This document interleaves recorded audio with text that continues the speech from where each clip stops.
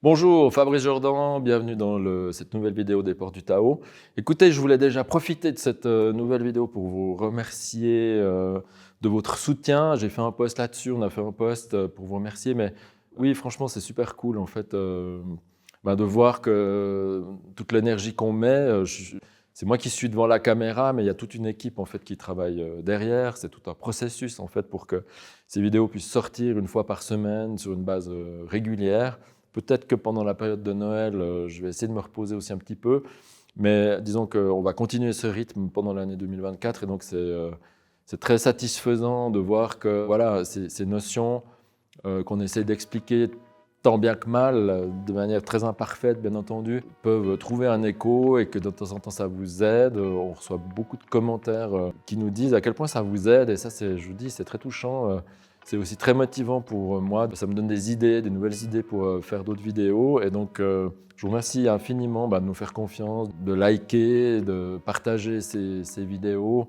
Et j'espère que voilà, on va pouvoir continuer ce chemin ensemble. Chemin égale Tao aussi. Et donc, du coup, on collabore tous ensemble au fait de faire un tout petit peu mieux connaître ces arts du Tao, ce taoïsme en francophonie en tout cas, et je trouve qu'il le mérite bien, si vous voulez. C'est pas du tout pour faire une promo sauvage du taoïsme ou pour dire que c'est mieux qu'autre chose, mais c'est juste dommage qu'il y ait une telle richesse qui soit encore assez méconnue en fait en francophonie, en rapport notamment à d'autres spiritualités qui ont fait leur chemin depuis plus longtemps et se sont fait mieux connaître jusqu'à présent. Donc voilà, grand merci.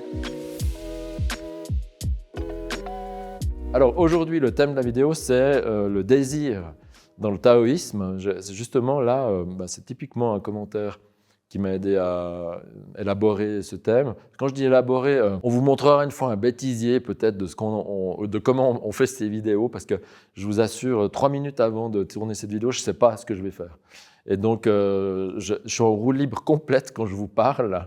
Je me dis juste, voilà, on va traiter ce thème et puis ensuite, en général, j'improvise. Mais le désir, c'est je trouve, c'est un très bon questionnement parce que on a tous un peu, en tout cas moi, j'ai eu longtemps cette image d'Épinal de la personne évoluée spirituellement, qui, vous voyez, qui est un peu au-dessus de tout, qui survole les choses, qui a presque plus d'émotions ou alors qui n'aurait que des émotions nobles, qui prendrait avec le sourire n'importe quelle catastrophe qui arrive autour de lui, etc. Je caricature, bien entendu, mais je trouve, si on est très honnête, il y a beaucoup de gens, notamment au travers de cette recherche d'éveil, qui visent quelque chose un peu de surhumain, de non-humain dans le positionnement de la personne, en fait. Et donc, notamment, cette question de désir, qui aujourd'hui, évidemment, est un petit peu aiguë, parce qu'on est dans un monde de surconsommation, et évidemment qu'on ne consomme pas si on n'a pas de désir. Donc, on fait aujourd'hui un peu les frais d'un désir complètement irréfréné, si on veut bien, et qui n'a pas de borne, qui n'a pas de fin, alors même qu'on sait très bien qu'on est en train d'utiliser, de dépasser largement les capacités de production des ressources de notre planète, déjà en juin ou début juillet de chaque année, en fait. Donc après, on est en crédit vis-à-vis de notre planète pendant tout le reste de l'année. Et donc évidemment que ça rejoint cette thématique du désir, mais aussi, c'est une thématique très personnelle en réalité, quasiment intime, qui rejoint des préoccupations très collectives. Alors bien entendu, on prône beaucoup aujourd'hui la sobriété heureuse, en tout cas d'une forme de sobriété, mais parfois en fantasmant aussi un monde ancien qui était nettement meilleur. En fait, on oublie un petit peu les conditions anciennes et que les désirs des gens il y a 500, il y a 1000 ans, il y a 1500 ans, il y a 2000 ans, c'était les mêmes que ceux qu'on a maintenant. On n'a pas plus de désirs aujourd'hui, c'est juste que l'humain est programmé pour avoir des désirs. Et la question, c'est qu'est-ce qu'on fait avec ça, en fait? Alors, comme toujours, vous verrez, si vous regardez un certain nombre de mes vidéos, en général, je suis plutôt un partisan d'un milieu, on va dire, de position nuancée qui respire, en fait. J'allais dire d'un juste milieu, mais j'en sais rien s'il est juste, parce qu'en fait, c'est ma vision des choses, mais en tout cas, pas excessif ni dans un sens ni dans l'autre. On va parler de ça maintenant. Alors, il y a certaines voix qui clairement disent qu'il ne faut plus de désir, en fait. Et donc, je connais des gens qui sont devenus, de fait, des espèces de renonçants à tout, et en général, surtout, et y compris au plaisir de toutes sortes, quoi. Alors, la question du renoncement en général, quand il va trop loin, c'est de savoir si ce renoncement est ajusté et s'il correspond à un choix ou à une réaction. Parce qu'en fait, ce n'est pas du tout la même chose d'avoir le choix, vous voyez. Pour moi, avoir le choix, c'est avoir la possibilité de, mais ne pas le faire. Par contre, si vous êtes devant des échecs répétés, que quelque chose ne vous est pas accessible de fait, et que vous dites, pour vous défendre de ça, parce que c'est trop de souffrance de ne pas y avoir accès, que vous renoncez, ça, ce n'est pas un choix en fait, puisque vous n'aviez pas le choix de l'avoir ou de ne pas l'avoir. Par exemple, si vous vous dites « moi, je décide de sortir de la productivité, de ne pas avoir de job », c'est différent. Si vous étiez en position, j'allais dire, de force, parce que vous aviez le choix entre 10 jobs différents, puis qu'en votre âme et conscience, vous faites le choix de renoncer, puis d'aller, je ne sais pas, moi, sortir d'une forme de productivité pour aller élever des chèvres dans le Larzac ou je ne sais pas où, et de produire du fromage de chèvre, ben voilà, ça c'est un choix qui n'est pas d'ailleurs si facile que ça, et les gens qui l'ont fait, et j'en connais beaucoup, quand ils gardent les yeux ouverts, ben voilà, ils déchantent aussi un petit peu de certains choix ultérieurement, et parfois on les voit revenir ensuite dans d'autres types d'activités. Mais aussi parce qu'ils sont restés à l'écoute et ils ne sont pas restés sur une position idéologique. Maintenant, si à l'inverse, vous aviez zéro choix et que vous dites « moi maintenant, je renonce à tout et je vais élever ces mêmes chefs dans le Larzac », ben, en fait, ce n'est pas forcément un choix, hein. Ça peut être vraiment une réaction, ça peut être une défense égotique pour éviter de dire qu'on est en échec. Et puis surtout, c'est une sorte de défense tout court, de projection externe, parce qu'apparemment, nous évite d'aller faire de l'introspection pour voir pourquoi on est en échec. Donc, voilà, la question déjà de savoir ce qu'on veut faire, du désir qu'on a vis-à-vis de l'extérieur ou de nos ambitions, c'est une question qui n'est pas si simple parce qu'en réalité, on devrait pouvoir évaluer avec chaque personne d'où provient soit le désir, soit le non-désir, justement. Maintenant, la deuxième chose, c'est une question que j'ai posée à mon maître et j'aime bien la réponse qu'il m'a donnée quand on parlait de ce désir, de fait d'éteindre les désirs, etc. Il me dit non, mais en fait, tu ne peux pas éteindre tes désirs. La question, ce n'est pas avoir des désirs ou ne pas avoir de désirs. Il me disait, la question, c'est d'avoir des désirs doux. Alors, bien sûr qu'il ne m'a pas psychologisé cette réponse pendant 2 heures. On était dans une voiture en rentrant de, je ne sais plus, de Lausanne. C'est typiquement chinois, hein, ce truc qui l'envoie comme ça, puis ensuite on passe à autre chose. Mais si on réfléchit, évidemment que j'ai beaucoup réfléchi après, à chaque fois que j'étais confronté à ces thématiques, avoir des désirs doux, c'est ça qu'on veut finalement, au fond. Ça ne veut pas dire ne pas avoir de désirs flamboyants par moment, attention. Mais ça veut dire que d'une manière générale, dans une douceur, vous voyez, il y a une écoute. Et je pense que dans le désir, c'est peut-être ça qui est intéressant. D'abord, une des questions qu'on peut se poser, c'est est-ce que c'est possible de ne pas avoir de désir ? Alors là, je vous dis assez franchement, à mon point de vue, je pense que c'est impossible de ne pas avoir de désir. Pourquoi ? Parce que si je prends, comment dire ça, les 5 éléments, là, si vous voulez, le désir, il va naître à l'eau, ici, et puis il va prendre son envol, ici, de manière centrifuge, au bois. Et quand on parle de désir, on est entre ces 2 éléments-là, dans le cycle des 5 éléments. C'est tout le ressort du cycle en réalité. Et en fait, ça nous parle de la libido au sens large, pas au sens sexuel du tout, hein. La sexualité, c'est un cas très particulier de la libido au sens large. Mais la libido, c'est tout ce qui va nous donner un ressort, juste une envie de yang qui naît, vous voyez, au fond du yin, pour aller vers l'extérieur et interagir avec cet extérieur pour créer du neuf. Donc en fait, c'est tout le sens de la créativité. Donc si on enlève le désir, en fait, on éteint, on étouffe toute capacité créative. Et ça, ce n'est pas une solution. Et en plus, on ne peut pas se permettre, dans un cycle à 5 mouvements, de se dire moi, je me passe de l'eau et du bois, quoi. C'est impossible. Et donc, la question, ce n'est pas de s'en passer. C'est, selon la vision chinoise en tout cas, c'est de faire en sorte que ces impulsions suivent une voie, on va dire, le plus naturelle possible et qu'elles soient régulées dans un sens et dans l'autre. Par exemple, là on va parler des émotions, mais si vous êtes trop constrit, trop fermé, eh bien ça va donner des espèces de prostrations comme ça, où l'énergie a tendance à stagner, ça donne des dépressions. À l'inverse, si vous êtes trop flamboyant, que ça part dans tous les sens, ça va donner de l'impulsivité, des dispersions, et en général, dans un sens comme dans l'autre, on fait du mal à soi-même et à l'entourage, en fait. Donc la question, c'est pas tant le fait de vivre certains moments d'ouverture ou de fermeture, que du fait que, ces choses restent en mouvement d'une part, et d'autre part, que ça reste dans des mouvements qui soient dans une forme d'envergure acceptable, dans une respiration, dans une homéostasie, si vous voulez.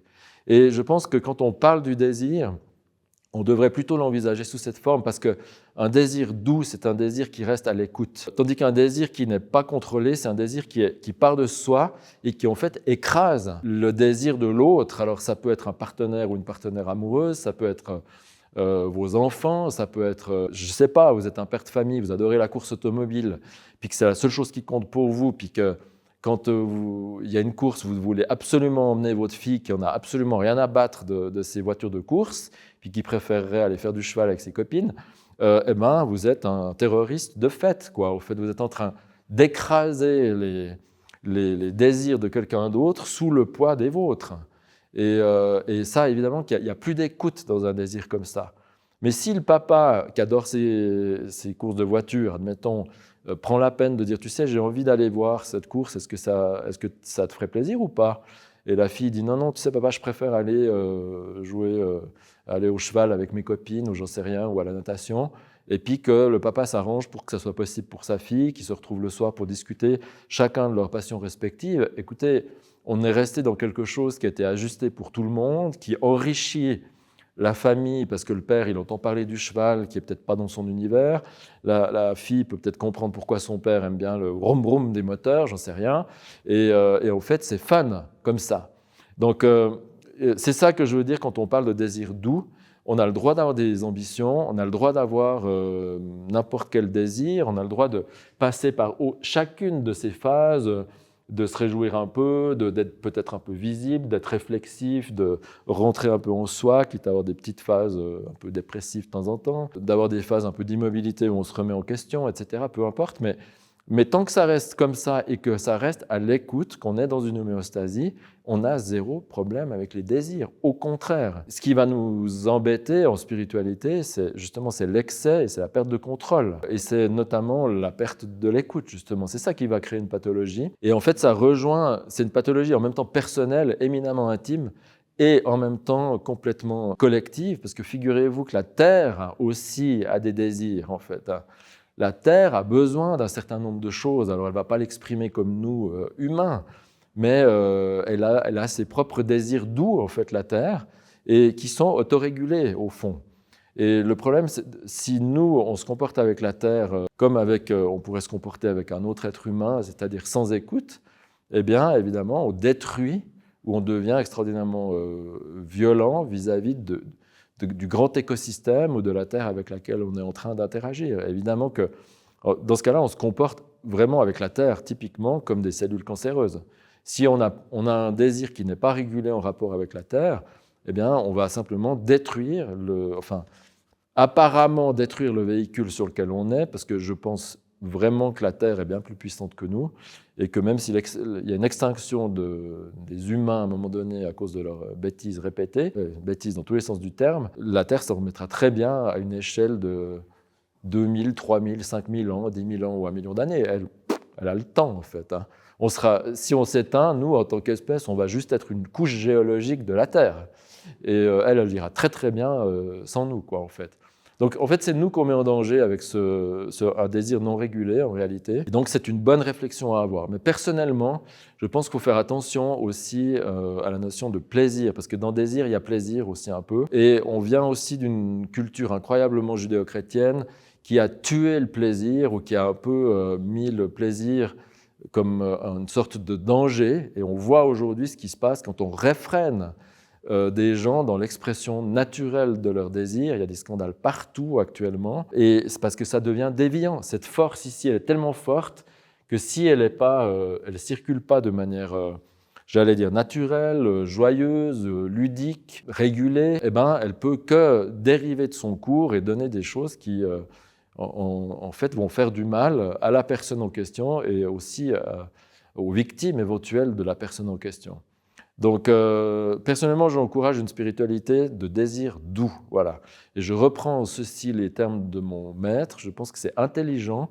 Je pense que c'est réaliste aussi, il faut être pragmatique en spiritualité. Je pense que ça nous réconcilie avec l'ensemble de nos émotions, avec l'ensemble des désirs normaux qu'on peut avoir. C'est normal qu'on ait des envies d'expansion, qu'on ait des envies d'explorer le monde de plein de manières différentes, mais cette envie doit s'arrêter au désir légitime de l'autre. Et quand on arrive à cette interface, ben là, il doit y avoir une écoute pour savoir ce qui est ajusté dans ce cas-là, et aussi parfois une négociation intelligente. Et c'est comme ça qu'en fait, je pense, on peut créer des cercles vertueux où chacun supporte l'autre plutôt que chacun se met en compétition avec l'autre. Regardez ce qui se passe dans une économie, j'allais dire cellulaire, au niveau du corps. Les cellules dialoguent entre elles. Elles ne peuvent pas se permettre de dire, la cellule du foie dit hey, « oh, nous on reste entre cellules du foie, maintenant on ne veut plus rien avoir à faire avec les cellules sanguines par exemple. Elles sont étrangères à nous en fait. Elles ne peuvent pas faire ça très longtemps, au bout de 5 minutes tout le monde est mort. Et donc on vit en fait dans un écosystème qui n'arrête pas de nous donner l'exemple de ce que sont des désirs normaux en fait, et des désirs ajustés, et on n'écoute pas. C'est pour ça aussi que, pour ramener quand même les choses au taoïsme ou aux arts du Tao, toutes ces écoutes qu'on fait au niveau corporel, cette introspection subtile d'écoute entre d'abord intérieur, puis de nous avec l'extérieur, et de comment on interagit avec cet extérieur, c'est puissamment transformateur sur le long terme, à condition que ça soit accompagné d'une vision et d'une réflexion autour. Sinon, si on reste qu'en termes corporels, non, on ne va pas beaucoup changer. Mais je vous assure, par exemple, moi, je ne viens pas d'une famille qui était initialement très écologique. Enfin, en tout cas, ce n'était pas un sujet, disons, dans la famille quand j'ai grandi. Eh bien, je suis devenu sensible à ces thématiques par ma pratique, en fait. Mais très sensitivement, parce que alors, je ne suis pas du tout un militant, hein, pas du tout. J'aime pas, en général, le militantisme d'une manière générale, parce que je trouve, de nouveau, il n'y a plus d'écoute souvent. Mais ça ne veut pas dire qu'on ne peut pas se lever, puis être debout, puis afficher clairement nos convictions, hein. Mais j'y suis venu par l'écoute, en fait, par ce travail interne, d'écoute intérieure, d'interrogation par rapport à ce que je faisais venir de l'extérieur. Et je vois bien que je dépends complètement et je suis tellement beaucoup plus petit, beaucoup plus insignifiant que cette immense nature dans laquelle on est tous insérés, en fait. Et donc, de fait, on ne peut que aller vers une forme d'humilité écologique, j'allais dire, plutôt que de pensée écologique ou de sensitivité écologique, de kinesthésie écologique, quand on pratique, parce qu'en fait, ça nous oblige, d'une part, à sentir qu'on est en interaction, qu'on est interdépendant, et d'autre part, ça va nous obliger à réguler nos désirs de la juste manière ou de la manière la plus juste, sans s'auto-flageller non plus. Écoutez, vous avez le droit de vous faire plaisir de temps en temps, de vous féliciter de certaines choses, sans faire à chaque fois un bilan carbone non plus, quoi. Et je trouve qu'il faut faut pas tomber dans des espèces d'orthorexie, parce que chaque fois qu'on tombe là-dedans, en fait, on est en train de figer tout un système.